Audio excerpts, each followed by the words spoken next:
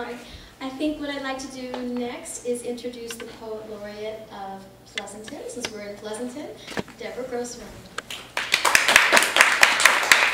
Thank you very much, Ronnie, and I want to thank Debbie for inviting me, and I want to thank Ronnie and Cher for making sure that this was an inclusive event. I was traveling at the time, it was getting together by some sort of magical thing. I'm here, and I'm really very happy to be here.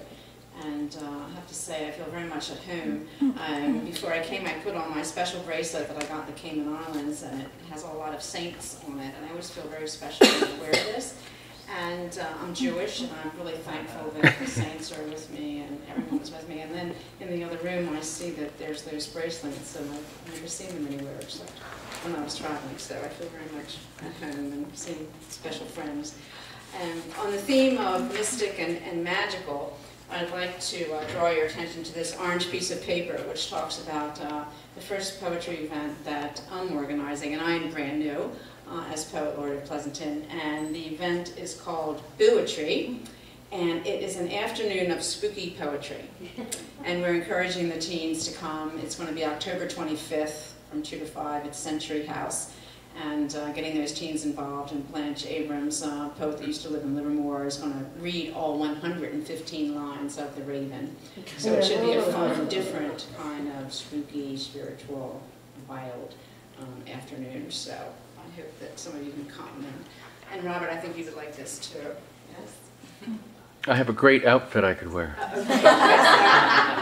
Yeah, I didn't want to overdo the instructions, because I did ask that after the refreshments at intermission, if you'd like to bring a spooky poetry, but yes, please, all of you, many of you, any of you, feel free to dress up. And as you can imagine, I may, just a guess, I might dress up too, so, with a hat. I'm very fortunate to have collaborated with my mom before she passed on in a book that I published 3 years ago called Goldie and Me, and as you can guess, that's my mom. And this book is a book of poems about family, friendship, and food, and 1/3 of my mom's and the rest are mine.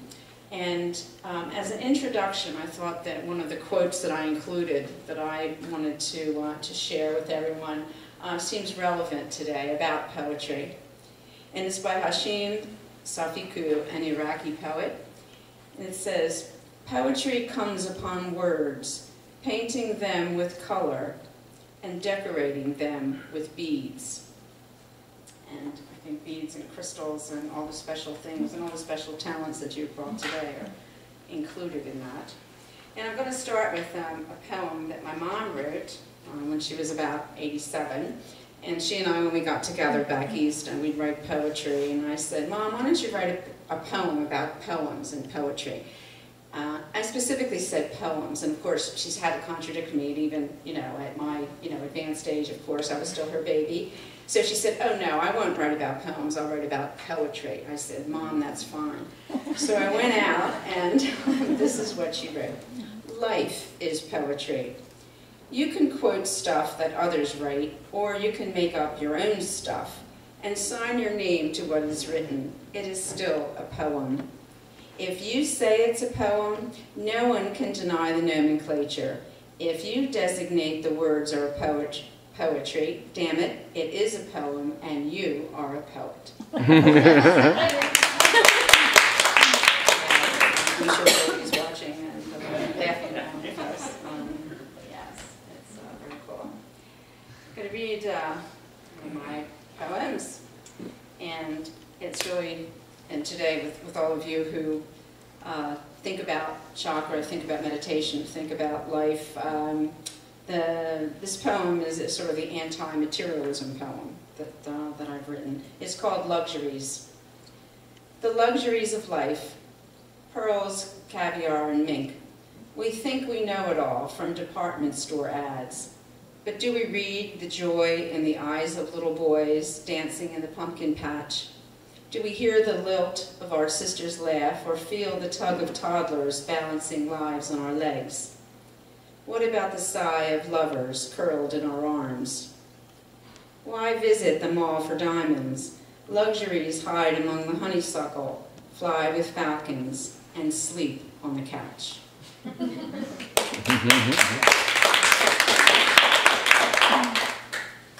I'll conclude with a poem called Many Years Ago. Many years ago, I met a soft-spoken man feeding ducks in a park. Our voices swayed together like young daffodils in a spring breeze.